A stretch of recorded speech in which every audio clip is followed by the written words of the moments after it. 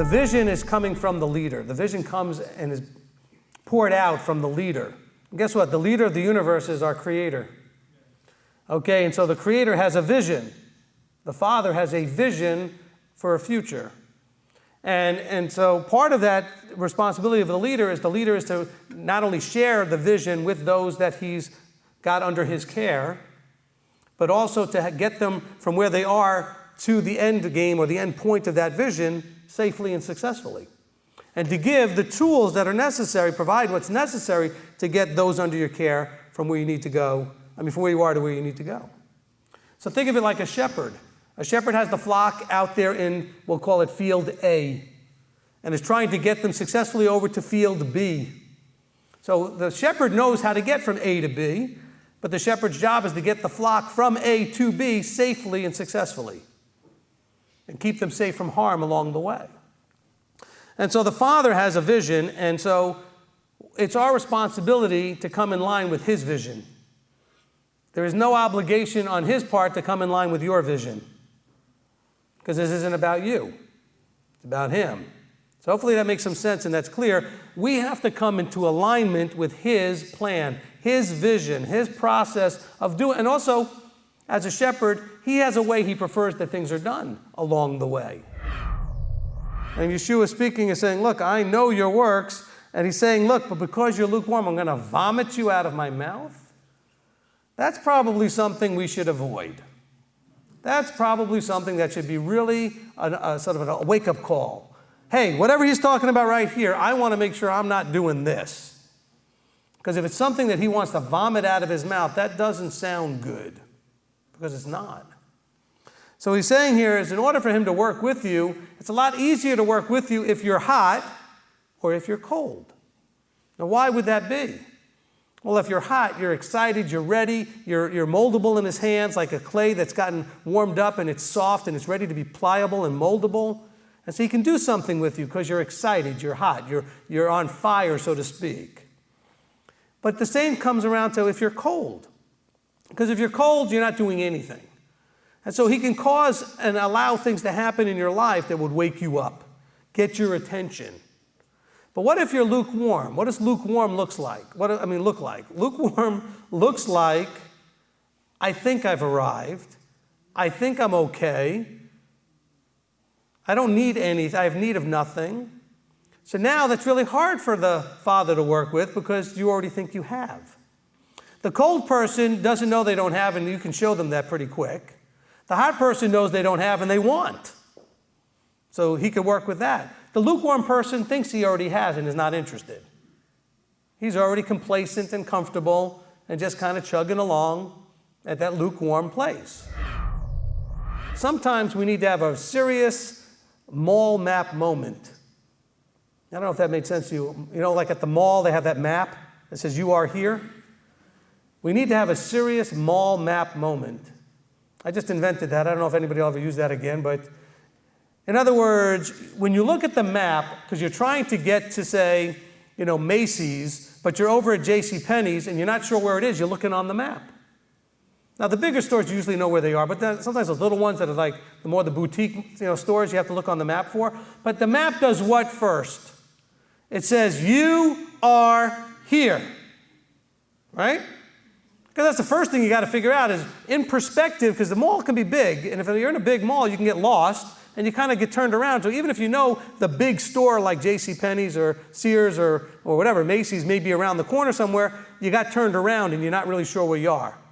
So you go to the mall map and you go looking for the you are here. And then sometimes when you look at that, that's all you need. You go, oh, okay, I see how I got turned around. Now, how useful would that map be if the you are here was just a random shot somewhere completely not where you were? Would that be of any use? Okay, so here you think you're standing in front of JCPenney's, let's say, but yet really you're standing over in front of Macy's. But the map is telling you you're over in front of Penny's or whatever. It's telling you the wrong place. But that's what you guys are doing in your lives sometimes. You are convinced you're here, meaning I've arrived, I'm doing well, everything's great, I'm rich, like reading this verse. I'm rich, I have need of nothing. Right? Verse 17 says, oh, I am made rich and need none at all. See, that's you are here. On your personal map, you think that I am in the place called rich and need nothing. When really, Abba's saying, no, you're in the place that's marked poor, pitiful, and wretched. That could be a problem in your growth, couldn't it? But notice that he says here, he fed you with this, what is this stuff? Stuff that you didn't know what it was, which you did not know, nor did your fathers know, to make you know that man doesn't live by bread alone, but by every word that comes from the mouth of Yahweh. Let's put this to you. When you started coming into the truth, into the Torah, into the understanding of Yeshua in the correct way, you didn't know any of that stuff. When you started learning about this stuff, for you it was like, what's this? Oh, let's teach you about feasts. And you said, feasts? Manna, what's this? Oh, we're going to teach you about Shabbat. Shabbat, manna, what's this? We're going to teach you about kosher. No, I don't want to know. No. Manna, what's this? Sometimes instead of what's this, you said, are you kidding me? Really? Okay, and then you got into all these other things, and you're like, wow. You started to learn about kadosh, what it meant to be set apart, etc. This is all stuff, this was stuff that for you was, what's this? Anybody remember having some what's this moments? Still maybe having some what's this moments? And by the way, is the stuff that you're learning, was it stuff that you knew? No. Did your fathers know? No. Doesn't that fit this verse?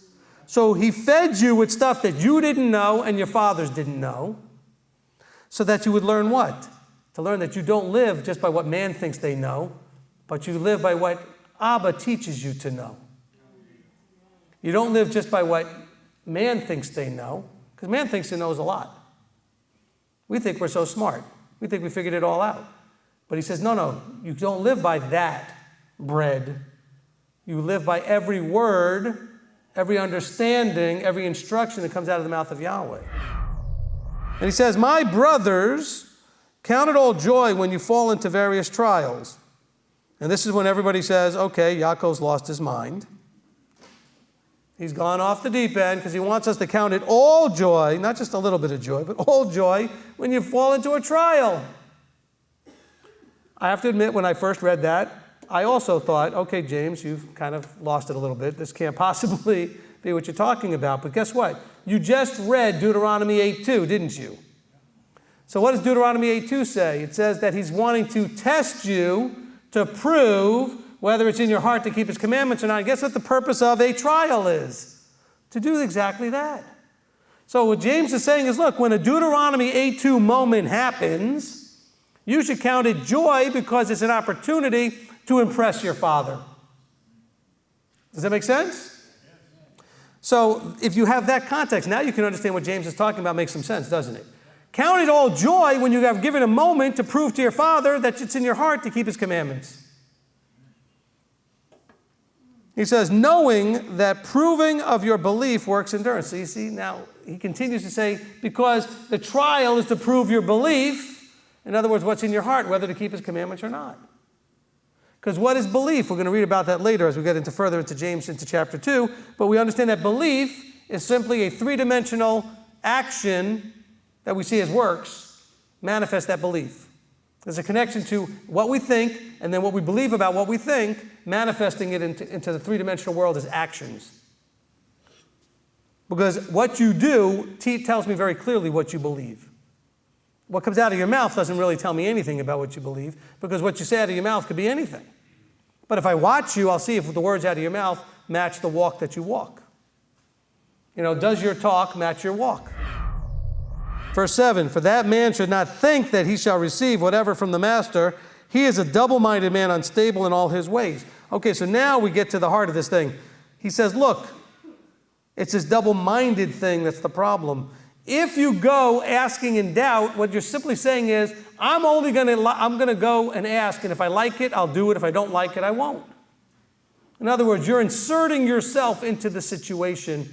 Once you've gone to a leader and submitted the thing to the leader, and you've submitted to that leader, that's it. You don't have any more options. Your only option is to do what he said. I'm going to say that again. Maybe we're just not ready for this in 2015 compared to where it was in Yeshua's day. But in Yeshua's day, in Moses' day, in James's day, if you went to the leader, once you submitted the situation to that leader, you had only one option: obey. Follow the advice and the counsel. Again, I'm not trying to be dictatorial. I'm not trying to have control over your life. And I don't want any of that stuff. I'm simply saying is if you have a leader that you believe the Father's put you under, that has all of the qualifications, anointings, etc., and fruit, and you're going to go submit something to that leader, because you always have the option not to submit it to the leader. You don't have to bring anything to the leader. But once you've done that, your only option is to submit to the counsel of the leader. Is that fair? Okay? That's your only option at that point. By the way, leaders, you have to have a lot of fear and trembling about that burden of responsibility that that person is now trusting in you and is going to go do what you say, and if you're wrong, it's on you. So don't you advise them if you're not sure. Don't you give counsel if you don't know.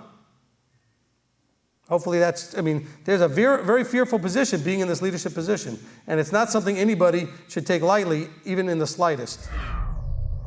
There's a wants-needs disconnect, and I talked about this in other teachings, but we'll throw it in here. In other words, there's a disconnect internally to differentiate between what's a need and what's a want. And I think that's what he's talking about here in verse 1 when he talks about it comes from the pleasures. It's not just from the pleasures. If I have pleasures, but it's not a big deal, it's not a need for me, I don't care if my pleasures and your pleasures don't match. It's not a need.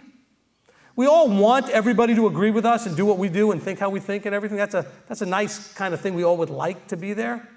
But when it becomes a need, let's understand that there's a definition of need is that, from the way I'm coming from, a psychological, emotional place, needs must be met.